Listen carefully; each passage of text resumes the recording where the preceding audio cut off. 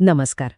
आज आपण एका अशा विषयावर बोलणार आहोत जो आपल्या सगळ्यांचा म्हणजे रोजच्या जगण्याचा भाग झाला आहे. हो ना. सकाळी उठल्यापासून रात्री झोपेपर्यंत आपण सोशल मीडियाच्या जंजाळात असतो. पण दिवस संपताना या जंजाळातून बाहेर पडल्यावर आपल्या हाती काय लागतं? ऊर्जा आणि प्रेरणा की थकवा आणि चिडचिड? हां, खूप महत्वाचा प्रश्न आहे. कारण अनेकदा उत्तर दुसऱ्या बाजूला झुकलेलं असतं. बरोबर. आणि याच प्रश्नाचं उत्तर शोधण्यासाठी आज आपण विद्यावाचस्पती विद्यानंद यांच्या एका लेखाचा आधार घेणार आहोत. हा लेख म्हणजे या डिजिटल गोंधळातून शांततेकडे जाण्याचा एक मार्गच दाखवतो असं म्हणायला हरकत नाही. अगदी. तर मग आजचा आपला उद्देश स्पष्ट आहे. या ऑनलाईन जगात वावरताना नकारात्मकतेपासून स्वतःचा बचाव कसा करायचा आणि आपली मानसिक ऊर्जा कशी जपायची हे समजून घ्यायचं आहे. चला तर मग या विचारांच्या खोलात जाऊया. ठीक आहे, तर सुरुवात कुठून करायची? मला वाटतं सगळ्यात आधी नकारात्मक चर्चा म्हणजे काय हेच पक्क करायला हवं. हो, मतभेद तर उलट विचारांना जिवंत ठेवतात. नकारात्मकता तेव्हा सुरू होते जेव्हा संवादाचा उद्देश समजून घेणं नसून समोरच्याला कमी लेखणं हा असतो. म्हणजे मुद्दामहून दुसऱ्यांच्या भावना दुखावणे. अगदी अपमानास्पद भाषा वापरणे किंवा कोणत्याही गोष्टीकडे फक्त आणि फक्त संशय आणि द्वेषाच्या नजरेनेच पाहणे. मला ना एक उदाहरण आठवतंय. मागच्या आठवड्यात मी पाहिलेली एक पोस्ट होती. कोणीतरी बागकामाचा फोटो टाकला होता.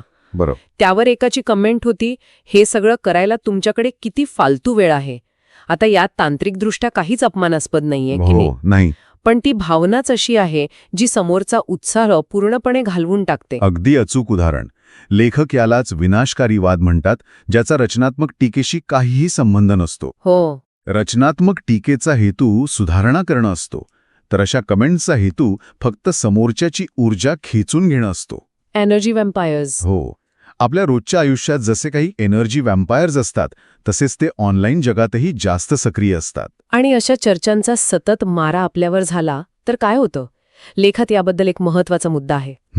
अशा वातावरणात राहिल्याने आपल्या मनात सतत एक अस्वस्थता, असंतोष आणि तणाव वाढत जातो. इतकंच नाही, तर त्याचा परिणाम आपल्या विचार करण्याच्या पद्धतीवरही होतो. हळूहळू आपली विचारसरणीच नकारात्मकतेकडे झुकू लागते. बरोबर, नकारात्मकतेकडे झुकू लागते.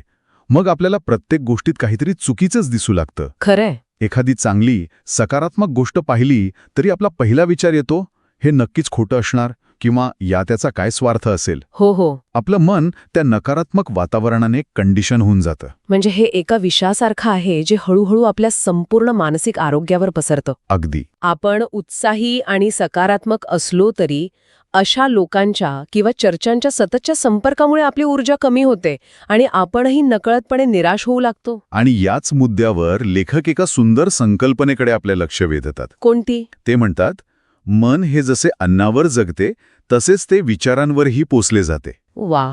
हे वाक्य साधं वाटलं तरी खूप खोल आहे. आपण जसं आहार घेतो तसं आपलं शरीर बनतं. त्याचप्रमाणे आपण जे विचार ग्रहण करतो, म्हणजे जे वाचतो, ऐकतो, पाहतो, तसंच आपलं मन आणि व्यक्तिमत्व घडतं. ही कल्पना खरंच थांबवून विचार करायला लावणारी आहे. म्हणजे आपण रोज सकाळी काय खावं, किती प्रोटीन घ्यावेत याचा विचार करतो. हो. पण आपण कोणतं वैचारिक अन्न ग्रहण करतोय याकडे आपलं पूर्ण दुर्लक्ष होतं. याचा अर्थ आपला न्यूज फीड किंवा सोशल मीडिया टाईमलाईन ही एका ताटासारखी आहे. बरोबर आहे. आणि आपण त्यात काय वाढून घेतोय हे आपल्याच हातात आहे. अगदी. आणि आपण अनेकदा नकळतपणे हे वैचारिक जंक फूड खात राहतो. वाद, ट्रोलिंग, खोट्या बातम्या, द्वेषपूर्ण चर्चा, हे सगळं जंक फूडच आहे.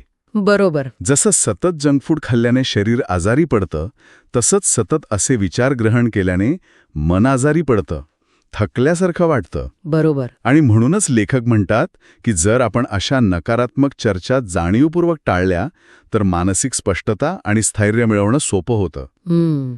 हे म्हणजे आपल्या मनाला एका अनावश्यक ओझ्यातून मुक्त करण्यासारखं आहे. जेव्हा मनात विचारांची गर्दी कमी होते तेव्हाच आपल्याला खऱ्या अर्थाने शांतता अनुभवता येते.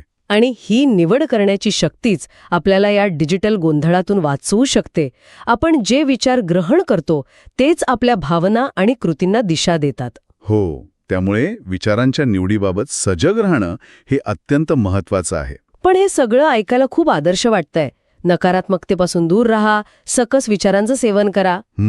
पण मग एक धोका नाही का की आपण प्रत्येक टीकेला किंवा वेगळ्या मताला नकारात्मक म्हणून टाळायला लागलो तर आपण आपल्याच विचारांच्या एका बुडबुड्यात, एका इको चेंबरमध्ये अडकून पडू? हा खूप योग्य आणि महत्वाचा प्रश्न आहे आणि लेखक आपल्याला ह्या धोक्याबद्दल सावधही करतात. अच्छा. ते आपल्याला सगळ्या प्रकारच्या संवादातून पळ काढायला सांगत नाहीत, उलट तो रचनात्मक संवाद आणि विनाशकारी वाद यातला फरक ओळखायला शिकवतात. ओके. मतभिन्नता असणं, चिकित्सक दृष्टिकोन ठेवणं हे तर वैचारिक वाढीसाठी आवश्यकच आहे. मग सीमारेषा कुठे आखायची? कोणती चर्चा टाळायची आणि कोणती करायची हे कसं ठरवायचं? याची कसोटी खरं तर खूप सोपी आहे. अच्छा. हो, जेव्हा तुम्हाला जाणवतं की संवादाचा हेतू आता ज्ञान मिळवणं किंवा काहीतरी चांगलं घडवणं नाही, तर फक्त वाद घालणं, एकमेकांचा उपहास करणं किंवा मनात कटुता निर्माण करणं हाच आहे, तेव्हा समजायचं की सीमारेषा ओलांडली गेली आहे. अशा चर्चेत सहभागी होऊन आपण काहीही साध्य करत नाही, उलटं आपली मानसिक ऊर्जा आणि शांतता गमावून बसतो. हो. यालाच लेखात आत्मसंरक्षण म्हणजे सेल्फ प्रिझर्वेशन असं म्हटलं आहे. आत्मसंरक्षण हा शब्दच किती शक्तिशाली आहे. म्हणजे ही पळ काढण्याची क्रिया नाही, तर स्वतःच्या मानसिक आरोग्याचं रक्षण करण्याची जबाबदारी आहे. पण हे प्रत्यक्षात करणं किती अवघड आहे. बरोबर. समजा तुमच्या ऑफिसच्या किंवा फॅमिली व्हॉट्सॲप ग्रुपवर अशी चर्चा सुरू आहे. तुम्ही तो ग्रुप सोडू शकत नाही किंवा लोकांना अनफॉलो करू शकत नाही. अशा परिस्थितीत हे आत्मसंरक्षण कसं करायचं? बरोबर. प्रत्येक वेळी लीव्ह ग्रुप हा पर्याय नसतो. म्हणूनच लेखक काही व्यावहारिक मार्ग सुचवतात. काय आहेत ते? पहिला आणि सर्वात प्रभावी मार्ग आहे मौन, काहीही प्रतिक्रिया न देणं. आणि मौन बाळगण्याचा मुद्दा जास्त महत्वाचा वाटतो. कारण कधीकधी विषय बदलल्याने असं वाटू शकतं की आपण पळ काढतोय किंवा विषय टाळतोय. हो. पण काहीही न बोलणं, चर्चेकडे पूर्णपणे दुर्लक्ष करणं ही एक प्रकारे समोरच्याला सांगण्याची पद्धत आहे की या पातळीवर मी चर्चा करणार नाही. अगदी. दुसरा मार्ग, जिथे शक्य असेल तिथे विषय बदलणे. जर तुम्हाला वाटत असेल की चर्चा चुकीच्या दिशेने जात आहे तर तुम्ही सहजपणे काहीतरी वेगळं बोलून वातावरणातील तणाव कमी करू शकता. आणि तिसरा मार्ग, जिथे तुमचं नियंत्रण आहे तिथे त्या चर्चेतून स्वतःला वेगळं करणे. म्हणजे तो ग्रुप तात्पुरता म्यूट करणे, त्या व्यक्तीला काही काळासाठी रिस्ट्रिक्ट करणे किंवा त्या पोस्टकडे पूर्णपणे दुर्लक्ष करणे. म्हणजे प्रत्येक लढाई लढायलाच हवी असं नाही? अजिबात नाही. काही लढाया न लढण्यातच खरा विजय असतो. हे खूप महत्वाचं आहे. आपण अनेकदा आपलं मत सिद्ध करण्याच्या नादात आपली शांतता पणाला लावतो. आणि याचाच पुढचा विचार केला तर आत्मसंरक्षणाचा उद्देश फक्त नकारात्मकता टाळणे नाही, तर त्यातून वाचवलेली ऊर्जा आणि वेळ चांगल्या ठिकाणी गुंतवणे हा आहे. हा या लेखाचा खूप मोठा आणि सकारात्मक दृष्टिकोन आहे. बरोबर. म्हणजे आपण जी ऊर्जा वाद घालण्यात वाया घालवणार होतो ती आता आपल्या हातात आहे. हो. मग त्या वेळेचं आणि ऊर्जेचं काय करायचं? इथेच सोशल मीडियाचा सकारात्मक वापर करण्याची कल्पना पुढे येते. हो. लेखक आपल्याला आठवण करून देतात की सोशल मीडियावर फक्त वाद आणि नकारात्मकताच नाही. खरंय. इथे अनेक उत्तम कलाकार आहेत, लेखक आहेत, शास्त्रज्ञ आहेत, जे आपले ज्ञान आणि अनुभव मोकळेपणाने शेअर करत असतात. आपण आपला वेळ अशा गोष्टी शोधण्यात आणि त्यातून शिकण्यात घालवू शकतो. म्हणजे आपला वैचारिक आहार आपण जाणीवपूर्वक निवडायला हवा. प्रेरणादायी विचार वाचणे, नवीन कौशल्य शिकवणारे व्हिडिओ पाहणे. हो. किंवा सकारात्मक लोकांच्या ग्रुपमध्ये सहभागी होणे. जेव्हा आपण अशी निवड करतो तेव्हा त्याचे आपल्यावर काय परिणाम होतात? याचे फायदे खूप खोलवर आहेत. लेखात म्हटल्याप्रमाणे अशा सकारात्मक निवडीमुळे आपल्या व्यक्तिमत्वात स्थैर्य येतं, समजूतदारपणा वाढतो आणि एक प्रकारची समाधानाची भावना निर्माण होते. कारण आपण काहीतरी चांगलं आणि उपयुक्त ग्रहण करत असतो. आपलं जगण्याकडे बघण्याचा दृष्टिकोनच बदलायला लागतो. आणि मला वाटतं या सगळ्याच्या मुळाशी एक विचार आहे जो लेखकाने खूप सुंदर मांडला आहे. कोणता? आपण ज्या प्रकारच्या विचारांशी जोडलेले राहतो तेच आपल्या जीवनदृष्टीचा पाया घडवतात. जर आपला पायाच नकारात्मक आणि तकलादू विचारांवर आधारलेला असेल तर आपलं आयुष्य स्थिर आणि आनंदी कसं असेल? अगदी अचूक. आणि इथेच या लेखातला शेवटचा आणि माझ्या मते सर्वात शक्तिशाली विचार येतो. तो म्हणजे नियंत्रणाचा. हो. लेखातलं एक वाक्य आहे, बाह्य जगावर आपले नियंत्रण नसले तरी आपल्या सहभागाची मर्यादा आपण ठरवू शकतो. ही एक अत्यंत मोठी आणि आपल्याला शक्ती देणारी कल्पना आहे. हे खरंच खूप शक्तिशाली आहे. म्हणजे बाहेर जगात काय चाललंय, कोण काय बोलतंय, कोण काय विचार करते, हो. यावर आपलं नियंत्रण नाही आणि ती नियंत्रित करण्याचा प्रयत्न करणं म्हणजे डोकं भिंतीवर आपटण्यासारखं आहे. पण आपण त्या चर्चेचा भाग व्हायचं की नाही, त्या गोष्टीला किती वेळ द्यायचा, कोणती प्रतिक्रिया द्यायची की नाही द्यायची, हे 100% आपल्या नियंत्रणात आहे. हो. हीच ती सहभागाची मर्यादा.